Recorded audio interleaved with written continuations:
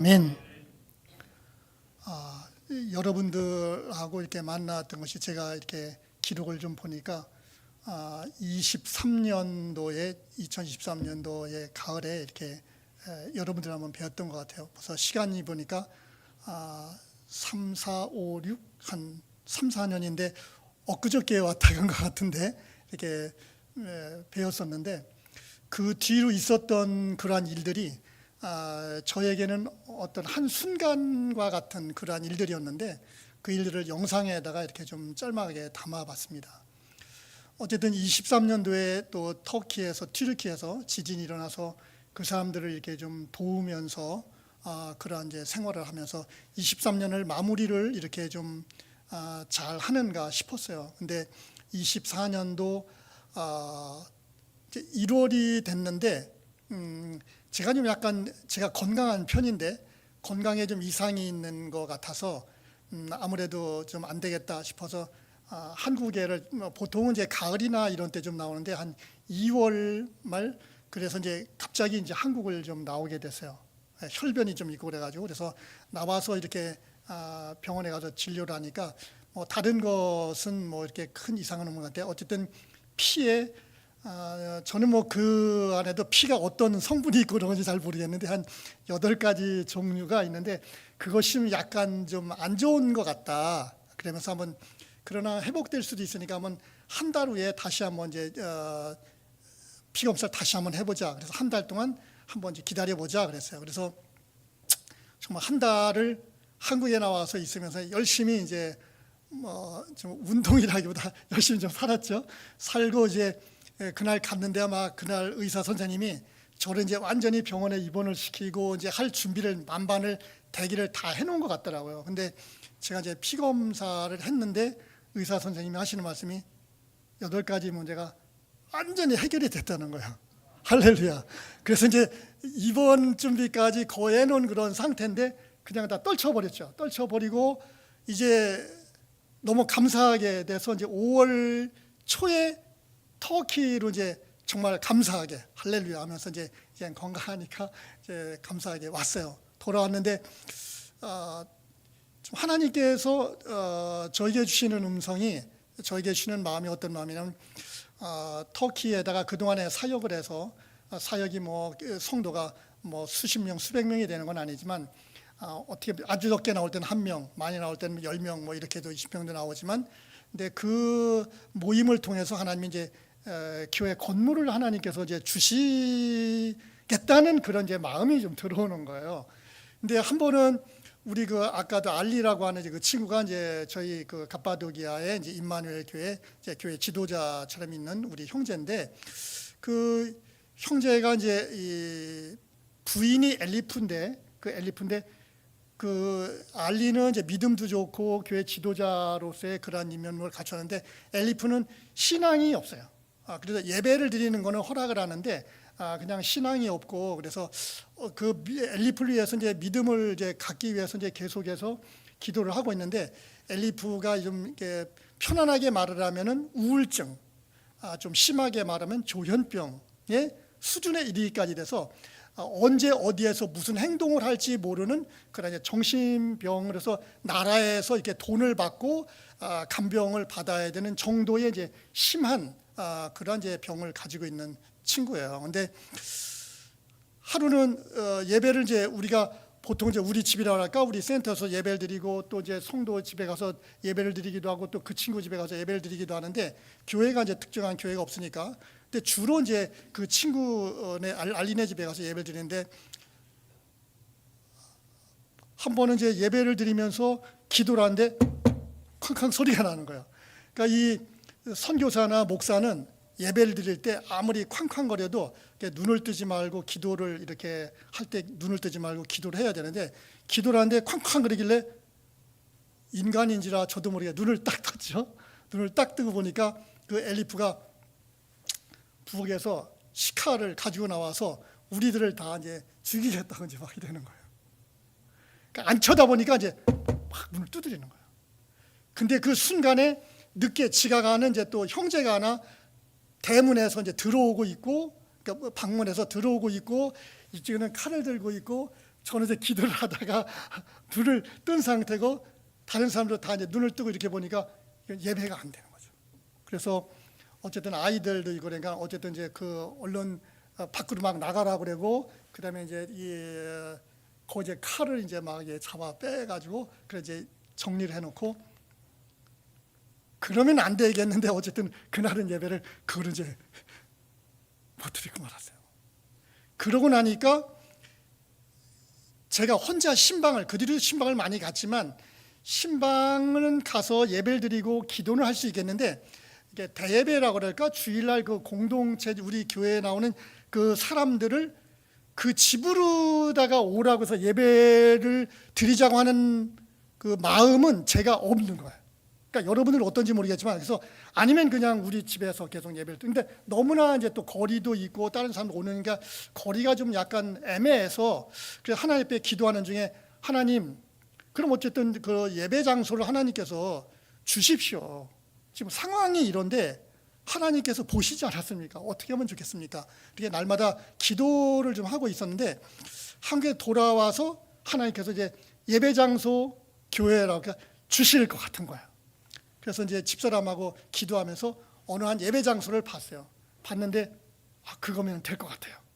그래서 하나님 앞에 기도를 했는데 교회를 선교지에서 교회를 건축하려면은 이제 한국을 방문하러 나오고 아니면은 기도해 달라고 해서 막 편지를 보내고 해서 이만해서 우리가 교회를 지어야 되니까 헌금을 해주십시오 하고 막 이렇게 하면서 막 교회를 순회를 해야 되는데 지금 이제 건강 때문에 한국에 나왔다가 들어와서 튀르키예 온 지 딱 일주일이 됐는데 다시 제가 한국에 나올 수도 없고 그렇다고 어떻게 뭐라고 얘기는 할 수가 없는 것 같아요. 그래서 어쨌든 하나님께서 주시는 마음이니까 이제 편지를 보내봐야 되겠다. 그래서 제가 이제 선교사 생활을 한 30여 년 거의 가까이 하면서 긴급 기도 편지는 거의 써본 적은 없는데 긴급 기도 편지에서 한 2주간 동안만 헌금을 해주십시오 하고 헌금이 지금 준비된 게 이만큼이고 필요한 건 이만큼인데 여러분들에게 기도를 드리니까 10만 원씩만 헌금을 해주시면 좋겠습니다. 그래서 편지를 제가 보냈어요. 근데 하나님께서 놀랍게도 한 2주간 동안에 헌금이 정말 채워졌어요. 할렐루야. 한 80여 분이랄까 교회랄까 그렇게 채워져가지고 그래서 5월 마지막 31일 날 완전히 계약서를 쓰고 그 건물을 저희가 인수를 했어요.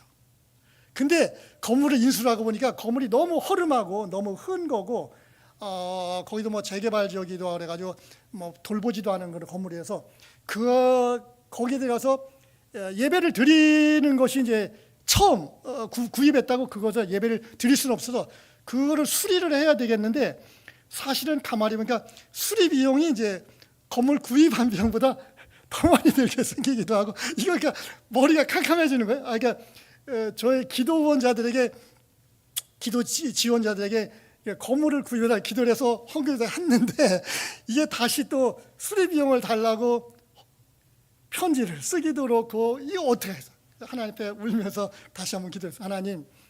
하나님께서 계약을 해가지고 지금 이제 이렇게 해서 정말 놀랍지 않습니까? 2주간 동안 이게 채워졌다고 하는 게 놀라운데 하나님 어떻게 하면 좋겠습니까? 하면서 다시 기도를 했는데 어쨌든 하나님께서 그 5월 30일에서 6, 7, 8, 9, 한 10, 한 5개월 동안에 하나님이 다시 좀 헌금도 채워주시기도 하고 제가 이제 이 작업복을 입고 제가 벽돌도 쌓고 지붕도 하고 뭐도 하고 하면서 어쨌든 이제 그 교회 건물을 이렇게 완성하게 됐어요. 할렐루야. 그래서 그 해에 마침 이제 또 유럽과 중동 선교대회를 제가 있는 그 지역에서 하게 돼서 그 당시에 이제 총회장님하고 부총회장 우리 대신교단 부총회장님이 와서 이제 거의 완성된 그런 모습 거기서 기도도 해주시고 그래서 막 기도를 빡세게 해달라고 그래서 기도도 해주시고 그래서 참 하나님께서 놀라운 이제 그러한 그 은혜를 하나님이 주셨죠. 근데 그 와중에 그러는 와중에 이제 저희 아들이 23년도에 이제 유라시아라고 해서 포르투갈 끝에 거기 카보다로카라고 하는 이제 등대가 하나 있는데 그 끝에서부터 블라디보스토크까지 한 15,000km가 되는데 거기를 자전거로다가 한 4개월 보름에 걸쳐서 기네스북에 도전을 한다고 해가지고 자전거 라이딩을 했어요. 근데 이제 그 속에서 많은 죽음과 그러한 고비를 많이 넘기면서 자기가 살아있는데, 마침 기독교 방송 C 채널이라는 데서 한번 그 가운데서 많은 하나님에 대한 간증을 좀 해주시면 좋겠다. 그래서 저희 아들이 하나님의 그 뜻 안에서 자기가 부르신 거니까, 그럼 그곳에 가서 간증을 해, 이제 초청을 했으니까 간증을 초청을 받아서 간증을 이제 했어요. 하면서 아까 영상에 나왔는데 젊은이들에게 이제 도전도 좀 주고, 그다음에 정말 자기가 어떤 조그마한 그런 이야기들이지만은 그 이야기를 통해서 젊은이들에게 마중물이 되기를 원한다는 그런 간증을 이제 24년 9월에 이제 9월 말에 간증을 하고 나니까 이제 저희 아들도 힘도 생기고, 하나님께서 나 이렇게 사용하시는구나라고 생각을 했는데, 저도 이제 교회가 이제 거의 완성도 되고 근데 11월 25일 날 아들이 직장을 가다가 새벽에 호텔에서 그 이 강남 고속버스 터미널인데 메리어트 호텔이라는 곳에 생명구조 봉사 요원으로 라이프 가이드로 이제 호텔에서 일을 하고 있었는데, 아침에 출근을 하다가 교통사고가 났어요.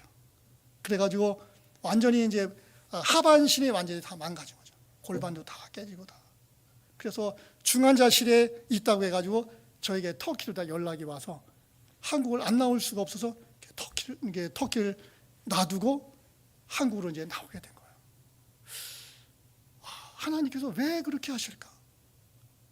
어떻게 보면 제 몸에 뭐 지진이 여기까지 하면 그런 어려움과 또 제 몸의 건강을 회복시켜 주시고, 또 아들이 어떤 면에서 남이 하지 않는 못하는 그러한 그 이 모험적인 것을 완주하게도 해주시고, 또 간증도 하게도 해주시고, 저도 이 교회도 부흥도 되고 교회도 또 짓는 간증도 하게도 하고 했는데, 이거는 또 무슨 병건가?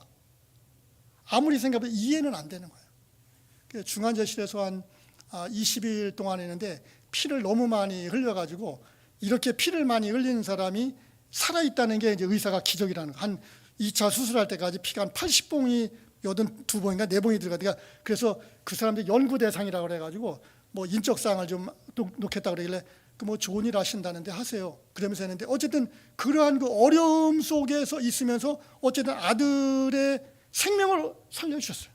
그리고 제가 선교사다 보니까 세계에 있는 각처에 있는 많은 사람들이 저를 위해서 기도하며 아들을 위해서 기도하며, 병원에도 찾아오는데 미국에서, 우즈벡에서, 요르단에서, 튀르키에서 아들을 위해서 한국에 나와 있는 병원에까지 찾아오며 기도를 해주시는 그런 모습 속에서 나는 하나님의 마음을 이해하기가 참 어렵다. 그런데 그 중에 25년 또 이 3월에는 하나님께서 또 어떻게 하면 지금 아들 때문에 막 머리는 백지가 돼가지고 기도도 할 수 없고 아무것도 할 수 없는데, 미국에 있는 우리 교단의 미주 대한신학에서 저희에다가 명예박사학위를 주시겠다는 거예요. 이사장님이 문자가 왔어요. 그러길래 제가 지금 아들 때문에 제가 좀 정신도 지금 못 차리고, 제가 선교학 박사학위가 있기 때문에 박사학위가도 뭐 이렇게 필요가 있는 것도 아니고, 제가 어쨌든 거기에 제가 참여를 제가 못합니다. 그러니까 제가 못합니다. 그랬더니 어쨌든 저희가 드리려고 하니까 그걸 받으셔야 되고, 그래서 뭐 참여할 수가 없다면은 그냥 어쨌든 그 박사학위 증학을 보내드리고 놓고 가니까 그렇게 아시고 그렇게 하라는 거였어요. 내가 아니 지금 그게 중요한 게 아니잖아요. 지금 여러분들 생각은 어떠세요? 그게 중요한 게 아니고 지금 아들이 살아나야 되고 뭐가 해야 되고 하는데, 그런 것은 왜 그게 또 생기느냐. 하나님께서 이 병원에서 이렇게 입원을 해 있는데 교통 환자들에게다가 이제 한 2개월 동안 혜택을 줘서 간병비를 이제 보조를 해주는데, 한 2개월이면은 한 900만 원, 1000만 원 정도 가까이 되는데, 그거를 저기다 보조를 해주겠다는 거예요. 그게 전 몰랐는데. 그래서 그 간병비 또 보조를 받아서 작년에 이제 또 그 터키 사역지를 두고 그냥 갑자기 나왔으니까. 그래서 하나님이 또 그곳에 또 들어가라는 신호인가 보다. 그래서 이제 작년 이제 또 5월부터 7월까지 또 이 집사람하고 둘이 이제 갔다가 나와서 그쪽에 이제 또 친구 동역자가 와서 있기로 하고 또 마무리도 하고 그런 절차를 이렇게 이제 또 밟고 하는 그런 기회를 또 하나님이 마련을 해주셔가지고 작년 이제 또 가서 이렇게 갔다가 이제 왔어요. 와가지고 전에는 이제 집사람이 일주일, 제가 집사람이 한 열흘, 제가 한 5일 정도 이렇게 하면서 제가 밖에 일도 해야 되니까 그러면 간병을 했는데 갔다 와서는 집사람 하는 얘기가 병원은 내가 책임을 질 테니까 당신이 밖에 일을 하면서 뭐를 조달하면 좋겠다. 그러길래 그럼 그렇게 하자. 그러니까 저도 좀 깨가 나가지고 이 병원에서 간병을 한다. 이게 24시간을 군인처럼 밖에를 못 나오고 그 안에서 있어야 되니까 그래 그럼 집사람 많이 고생하라고 나는 좀 이제 밖에서 조달할게. 그러는 마음이 좀 들어가는 거죠. 그래서 집사람이 고생을 하는 거죠. 그래서 이제 8월부터 집중적으로 이제 집사람이 이제 병원 생활을 하고 제가 이제 밖에서 이제 계속해서 하는데 이제 집사람도 그렇고 저도 그렇고 우리가 지금 터키가 이제 선교지인 거야.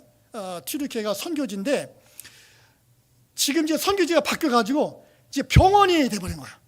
그러니까 내가 이 병원에서 어떻게 신앙생활 해야 되겠는가. 그래서 집사람이 병원에 있으면서 이제 그 가운데서 기도를 원하는 사람, 예수 믿는 사람 이런 사람들 하나님이 이렇게 하나 둘 모아주시고 또 여러 사람이 소식 이게 병원에 선교사가 있댄다. 거기는 목사님들도 있고 장로님들도 있고 많은데 어쨌든 소문이 목사님 장로님 있는 소문은 안 나는데 터키는 선교사가 하나 있댄다. 그 소문이 나가지고 연결을 해주어서 하나님 모임인데 그 모임을 이제 집사람이 나사로라고 이렇게 이름을 지었는데 왜냐하면 나사로가 죽은 자가 부활을 한 거죠. 부활을 세 사람인데 저도 그 병원에서 간병을 하면서 보니까 교통재활병원이기 때문에 팔도 없고 다리가 없는 사람들이 엄청나게 많아요. 그러니까 처음에 병원에 갔는데 혹시 여러분 그 경험을 해보셨는지 모르지만은 눈을 이렇게 뜨고 현관을 못 다니겠어. 그 사람들과 눈이 마주치면은 눈을 피하면은 신뢰가 될 것 같고 쳐다보면은 왜 내 다리 팔 없는 거를 왜 보냐 이렇게 말을 할 것 같고 그러니까 이게 볼 수도 없고 안 볼 수도 없고 그러면서 이제 마음에 이렇게 좀 약간 찝찝한 그런 마음으로 다닌다. 그래서 제가 집에서 이렇게 나와서 AI한테 물어봤어요. 내가 병원에서 이렇게 사람들 이렇게 보는데 눈을 마주칠 수도 있고 안 마주칠 수도 없는데 그런 사람들이 무슨 말을 해주면 이렇게 난 아무 할 말이 없더라. 그러니까는 AI 답이 참 선생님은 그 착하고 좋으시네요. 이러면서 말을 이렇게 하면은 위로를 받지 않겠습니까? 하고 이제 가르쳐 주길래 그런 말을 이렇게 하면서 아무 말 사실 필요 없고 그냥 인사하면서 웃으면은 된다는 거야. 그게 무슨 말을 하겠어요? 어떻게 다쳤냐? 물어를 보겠어요? 어떻게 잘렸냐? 물어볼 수도 없는 거지. 그래서 그 사람들 이렇게 보고 있는데 집사람이 병원 생활하면서 보니까 그 사람이 너무 불쌍한 거지. 그래서 그 사람들을 위해서 기도하고 병원장님을 위해서 기도하고 병원에 있는 수고하는 사람들 그 이 재활치료하는 사람들이 얼마나 힘을 쓰는지 막 땀을 뻘뻘 흘리면서 해요. 막 다리가 안 꺾여지는 것을 환자들도 막 어렵지만은 환자가 아닌 그 치료하는 사람 그러니까 그 사람들 위해서 기도하면서 어떻게 하면 좋을까 하는데 크리스마스 때가 되었는데 작년 12월이죠. 크리스마스가 되었는데 크리스마스 성탄 트리는 병원에다가 하나를 해놓은 게 아니라 여러 개 곳곳에다 여러 개를 해놨는데 그 성탄 트리 안에 예수님은 없는 거야. 장식용이지. 데코레이션. 그래서 그 모습을 보는 순간 이거는 아니다. 그래서 거기에는 모여서 매일 하고 이제 주일날 기도하는 그 사람들에게다가 이제 기도하자면서 이 성탄절에 예수님의 살아계심을 한번 좀 드러내고 우리가 그분들에게 여기 병원에서 수고하는 분들에게 선물을 좀 하면 어떨까? 그랬더니 병원에 있는 분들이 같이 함께 기도하는 그 나사로 그 모임에서 막 헌금을 막 그 자리에서 내놓으면서 그리고 우리도 선물을 하면 좋겠다. 근데 제가 그때 또 마침 이제 한 1개월 동안 사역지에 가 있을 텐데 튀르키예로다가 저한테 문자가 왔어요. 여보 이만저만하고 한데 우리가 기도를 하는데 여기 있는 사람이 헌금을 하고 그래가지고 이번에 선물을 해야 될 것 같아. 그러면 몇 명을 하면 좋겠지? 그래서 그 병원에 있는 사람들이 몇 명인데 그랬더니 뭐 환자가 몇 명, 뭐가 몇 명인데 전부 다 1,000명 가까이 된다는 거예요. 그러면 1,000명 해지 뭐. 제가 그렇게 했어요. 근데 왜 저는 1,000명 해지 뭐 했냐면은 그냥 이제 빵 하나씩 사면 한 1,000원짜리 한 150, 1,500원짜리 빵 하나면 1,000일에 한 150만 원, 100만 원이면 되지 않겠나. 그래서 그거는 내가 선교사가 돈이 없지만 헌금을 한 분들도 있다 그러니까 그거는 할 수 있지 않겠나. 그래서 한 1,000명 하지. 그래 1,000명이야 그러면 하지 뭐. 그랬더니 어떻게? 그래서 기도하자. 근데 가만히 보니까 이게 빵 한 개 줄 게 아니고 그 사회복지에서 이제 허락을 맡으려고 하다 보니까 이건 이제 값이 막 1,000원, 2,000원, 3,000원, 5,000원, 막 6,000원, 7,000원, 8,000원 막 계속 올라가는 거예요. 그래서 그러면은 1,000명은 좀 너무 많은 것 같고 수정을 해서 한 500명으로만 하자. 그래서 이제 500명을 하기로 하고 사회복지에서 이제 한 달 동안 허락을 받아서 매뉴얼대로 우리가 이제 마음대로 선물을 하는 게 아니라 이제 병원에서 원하는 대로 선물을 하려고 이제 준비를 해서 근데 하나님께서 그때에도 놀랍게 채워주셔가지고 그 이제 선물 비용이 넘쳐났대는데도 그냥 하나님이 또 계속 이제 헌금을 그만하시라고 하는데 계속 헌금을 해요. 그래서 내가 아니 선물비가 채워졌으니까 안 하셔도 됩니다. 그랬더니 그래도 이제 어쨌든 성경을 사용하시고 해서 하라고 그래서 그 헌금을 이제 받아서 선물을 만들어서 500개를 했는데 그 나중에 매뉴얼을 이렇게 바꿔보니까 아무래도 500개 가지고는 부족할 것 같아요. 그래서 150개를 더만 650개는 해야 될 것 같다. 그래서 이제 최종적으로 650개를 선물을 만들어가지고 이제 정말 저희 집사람이 그 얘기를 하듯이 그냥 비가 내리듯 단비가 내리듯 그냥 병원에다가 그냥 막 다 이렇게 거의 쏟아올 때 선물을 나누었어요. 나누었는데 하나님이 어떻게 하시느냐면은 선물을 이제 했으니까 너 수고했고 잘했다. 그러면 얼마나 좋겠어요. 근데 23일 날 한 3일에 걸쳐 가지고 선물을 막 나누어 주었는데 이건 우리가 임의로 한 게 아니라 병원에다 허락을 받고 한 거예요. 병원에 허락을 받고 했는데 24일 날 저희 아들 주치 의사가 집사람을 부르더니 뭐라고 얘기하면은 왜 병원에다 이런 선물을 했냐. 그래서 내일 당장 병원에다 퇴원을 해라. 강제 퇴원 명령이 내는 거예요. 그러니까 그 병원은 퇴원을 하려면 적어도 일주일, 한 달 전에 퇴원에 대한 이유를 얘기를 하고 퇴원하는데 이건 단지 선물했다는 이유예요. 잘 모르겠는 거예요. 하나님이 하신 줄 알았는데 그래서 저는 집에 못 온다고 그랬죠. 왜냐하면 집에 거기다 단칸 이제 원룸을 하나 얻었는데 아들이 두려놓지도 침대도 없지 누울 수도 없지. 근데 아들이 어떻게 이 바닥에다 매트 깔아놓고 두려놓을 수 없으니까 저는 집에 못 온다. 집사람은 병원에 나가라 그래. 그러니까 집사람은 병원에도 못 있고 저는 집에도 못 오지 말라고 그러니까 뭐 어떻게 하겠어요? 안 돼. 나는 못와. 거기서 버텨. 막 이러니까 집사람은 안 된다고 해서 나가라 그래.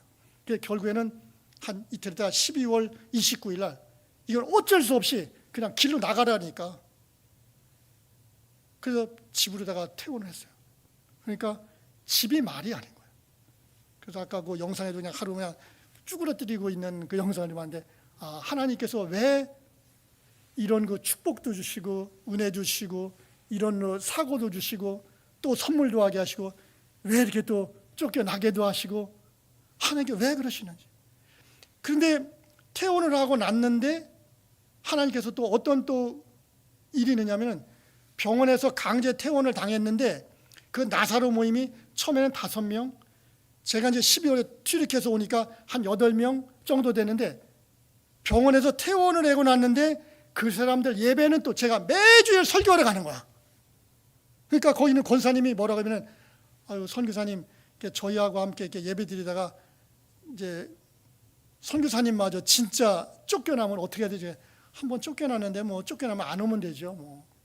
그리고 제가 안 오겠다는데 권사가 예배를 드려달라니까. 그래서 매주 가서 예배를 드리는데 8명이 10명, 12명, 15명, 18명, 20명 매주일 부흥이 되는 거야. 막 휠체어를 끌고 오고 침대를 끌고 오고 예수를 믿는 사람들 전혀 예수를 모르는 사람도 오고 그러니까 아니, 우리들은 또 쫓겨났는데 왜 또 하나님이 그곳에 또 이 부흥은 또 시켜주시는지 이건 잘 모르는 거죠. 근데 이제 저희 집사람이 거기에서 있으면서 이제 그런 얘기를 하는데, 냉장고를 이렇게 열어보면은 이제 병원에도 이제 다른 집 냉장고는 가득 찼는데 우리 집 냉장고는 이제 텅텅 비어 있다는 거야. 그러니까 우리는 이제 외국 생활을 많이 해가지고 한국에 사는 방법을 좀 잘 모르는 거야. 근데 하나님이 얼마나 놀라우시냐면은 옆에 이제 그 북한에서 탈북하신 목사님이 계신데 그 목사님 가정 온 식구가 다 탈북을 다 했어요. 근데 바로 그 병원 옆에서 한 자동차로 한 5분 10분 거리에 있는데 거기 공동체를 하나 만들고 교회라고, 근데 거기 있는 분이 이렇게 저희 그 아들하고 어떻게 알게 돼가지고 병원에서 기도를 한번 해주고 하셨는데, 그 사모님이 밥을 해서 뜨끈뜨끈한 밥을 해가지고 소분을 해서 밥을 그냥 한 보따리 뭐 막 그 뭐 하면 뭐 음식 반찬 이런 걸 해가지고 수시로 조달해 주는 거야. 그래서 냉장고에 꽉 차는 거야.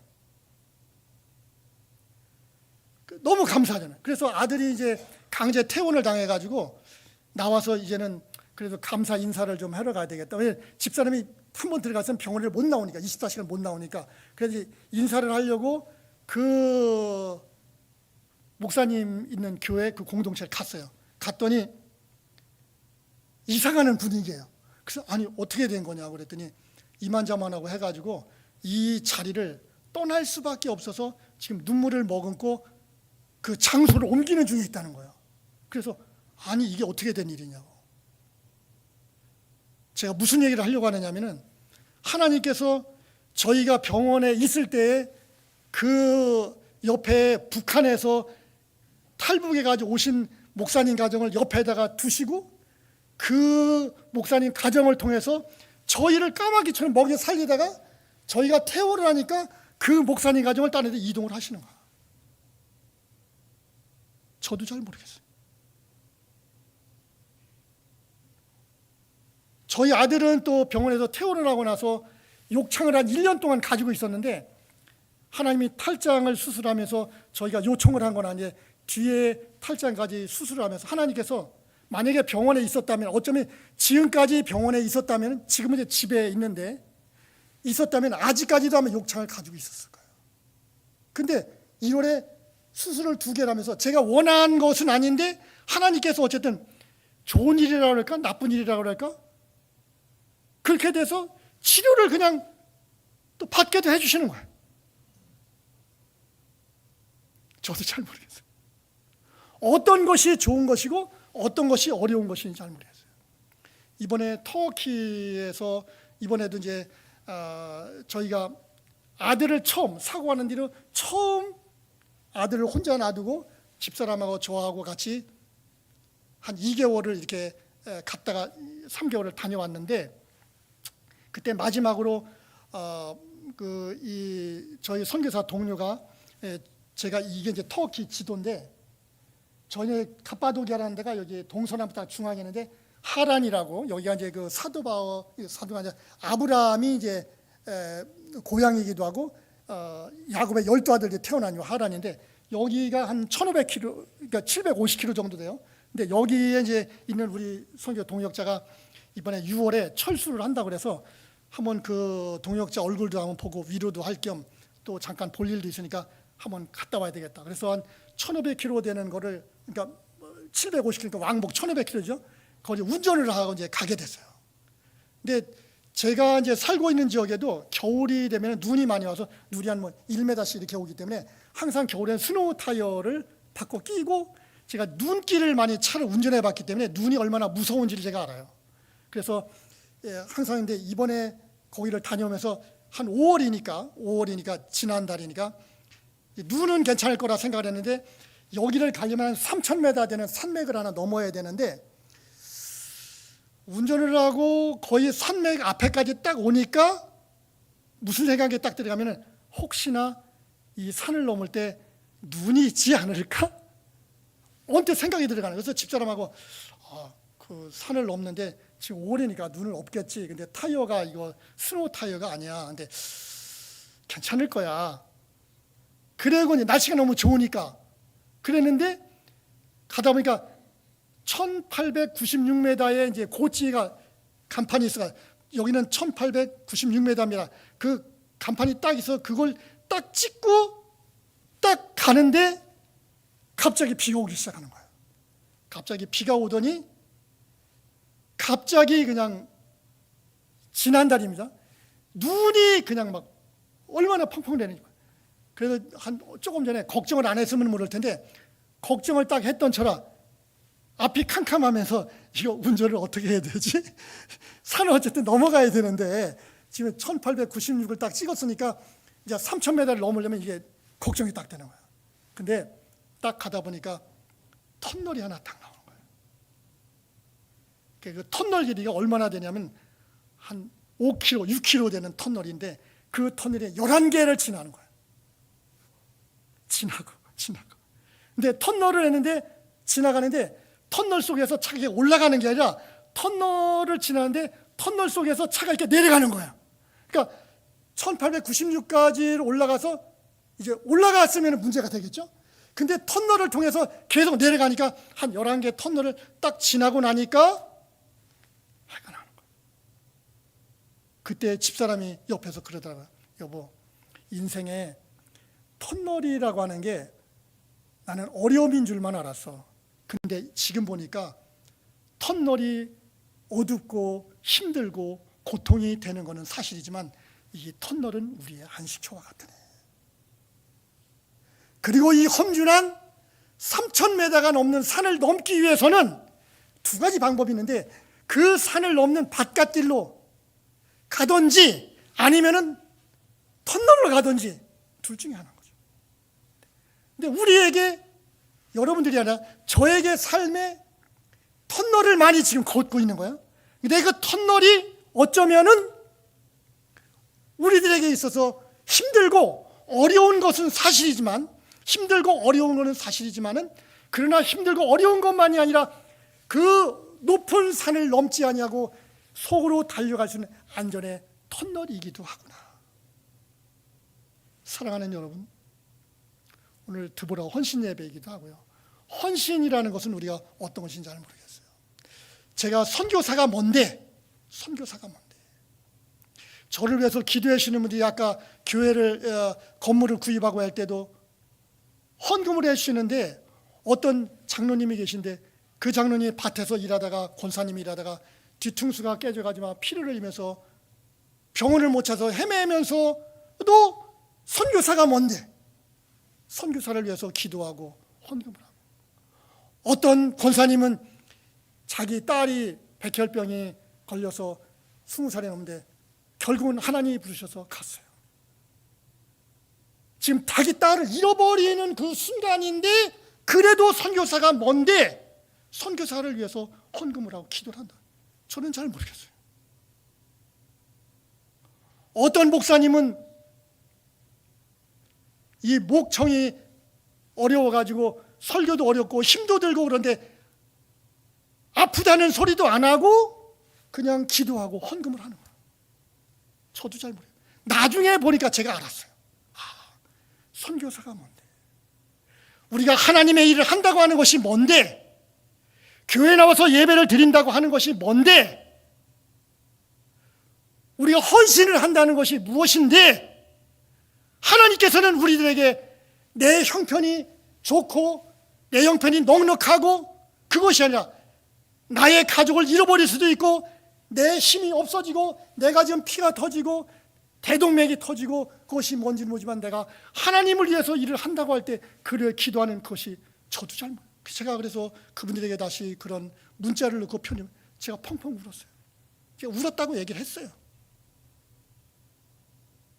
여러분, 오늘 이사야에서 있는 말씀을 보니까 이렇게 말했어요. 두려워하지 말라, 내가 너와 함께함이라. 우리가 이 세상에서 하나님을 믿는다고 할 때 우리는 다 아름답고 좋고 힘이 나고 자랑할 만하고 떳떳하고 멋진 것만 있을 줄 알았지만은 하나님께서 우리에게 주시는 것은 터널도 주시고 강도 주시고 파도를 타는 것도 주시지만은 결코 그것이 나쁜 것만은 아니다.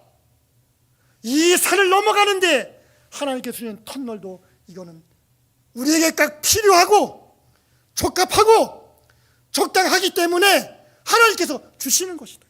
그러므로 너희들은 두려워하지 말라. 내가 너를 낳았기 때문에, 내가 너를 붙들고 있기 때문에 너희들은 두려워하지 말라. 내가 너와 함께 함이라. 이제는 놀라지 말라. 내가 어떤 일을 당하든지 너희들은 놀라지 말라. 터키 말의 성경은 두려워하지 말라는 코르크 말. 정말 우리는 두려워하지 말아요. 놀라지 말라는 말인데 여기는 이 터키 말은 이을마, 그래서 겁을 내지 마라 하라. 정말로 우리가 포기하지 말고 우리는 터널을 지나가든 우리는 산을 넘어가든 둘 중에 하나 선택을 해야 됩니다. 그러나 이 선택은 내가 선택을 하는 것이 아니라 하나님이 이미 길을 정해놓고 터널을 가라는 거야. 안 돼요. 나는 터널을 안 가고 나는 그냥 눈이 오는 산을 난 넘어가겠어요. 안 돼. 이제 너는 이 산을, 터널을 지나가. 우리는 어떠한 일에도 놀라지 말고 포기하지 말고 나는 내 하나님이 됨이라. 내가 너를 굳세게 하리라. 하나님께서 우리들을 어떠한 경우에서든지 우리를 붙들어 주신다는 거죠. 우리는 거기에 우리는 순종을 해야 할 필요가 있는 것 같습니다. 나의 의로운 손으로 너를 붙들으리라. 저는 의로운 손이라고 그래가지고 착하고 뭐 올바르고 이런 손인 줄만 알았어요. 근데 제가 터키 선교사니까 아까도 터키에서 코르크마, 이을마 이런 얘기를 했는데 이 터키 말에 보면 자페르 카자난 사으 엘림네라는 말인데 이 말이 무슨 말이냐면은 의로운 손이 뭐 올바르 그런 손이 아니라 전쟁에서 승리를, 자페르 카잔, 승리를 얻은 옳은 손으로 내가 너를 붙들어서 주겠다. 이게 오늘 하나님의 말씀이라는 거죠. 사랑하는 여러분, 저는 여러분에게 이런 말씀을 좀 드리고 싶어요. 제가 터키 선교사니까 터키만을 위해서, 난 터키 사람이 아니면 전도를 안 해, 뭐 이런다면 좀 문제가 있겠죠.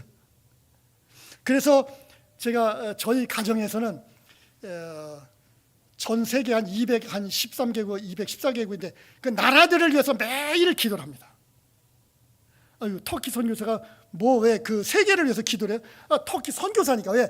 터키는 제가 직접 살고 있으면 전도를 하고 기도를 하니까 걱정을 안 해. 근데 다른 나라는 제가 못 가니까 기도를 하는 거죠. 그리고 튀르키예도 81개 도가 있는데 제가 지금 네부시라는 한 도만 살고 있잖아요. 그 지역에만 사니까 다른 80개 도를 위해서도 이제 점심때 놓고 기도를 하는 거죠. 그리고 아까 그 북한에 탈북하신 그 목사님의 도움을 받았다고 했잖아요. 제가 놀랍습니다. 그래서 이번에는 이제 튀르키예에서 오면서 남북 통일을 위해서 제가 기도를 하고 있어요. 그래서 여러분, 북한의 행정구역이 몇 개, 남한의 행정구역이 몇 개이신지 아시겠어요? 남한의 우리 대한민국 행정구역은 아시겠죠? 그러나 북한의 행정구역이 몇 개인지. 북한의 행정구역이 13개, 남한의 행정구역이 17개, 총 30개예요. 도는 9개 도가 똑같아요. 남한이나 북한이나 9개 도가 있어. 그 다음에 이제 우리는 직할시, 광역시, 그러니까 우리는 광역시, 그런 도시가 북한은 하고 남한하고 차이서 거기 13개. 그래서 그 카드를 이번에 만들어 갖고 왔어요. 만들어 갖고 와서 하나님, 전에도 제가 남북 통일에 기도했지만 북한에서 탈북한 목사님에게 제가 도움을 받다니 말이 안 돼. 튀르키예 선교사가 그래서 남북 통일을 위해서 기도를 해야 되겠다. 식사 때마다 기도를 하는 거예요. 그러니까 제가 애울내서 애우는 게 아니라 그 매일 밥 먹을 때마다 기도를 하니까 그걸 애워지는 거야. 저는 여러분들에게 오늘 이 말씀을 드리고 마치려고 해요. 오늘 헌신 예배이기도 합니다. 또 제가 선교사니까 선교사 초청 예배이기도 합니다. 우리가 전도는 제가 튀르키예 사람 전도사니까 거기만을 위해서 전도를 하거나 기도를 하는 게 아니라고 그랬어요. 병원에서 하다 보니까 쫓겨도 났어요. 제가 막 교회 그 공동체가 부흥이 됐다고 했죠.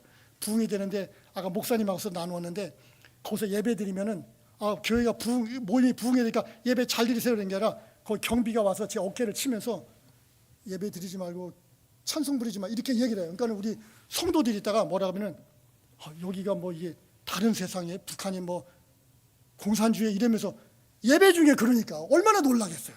저는 그 모슬렘 땅에서 숙달이 좀 돼가지고 그런 거 정도는 이제 뭐 그냥 이제 넘어갈 수가 있는데 성도들이 함께 그 모습을 딱 보니까 깜짝 놀라는 거예요.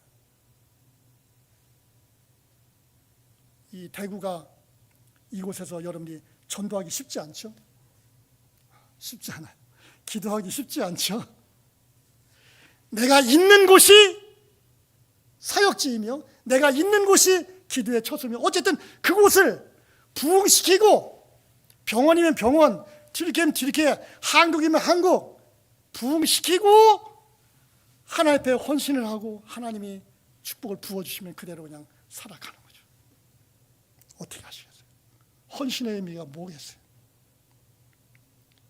대구를 위해서, 대한민국을 위해서, 남북 통일을 위해서, 세계 복음을 위해서 기도하십시다. 우리 한번 기도하겠습니다.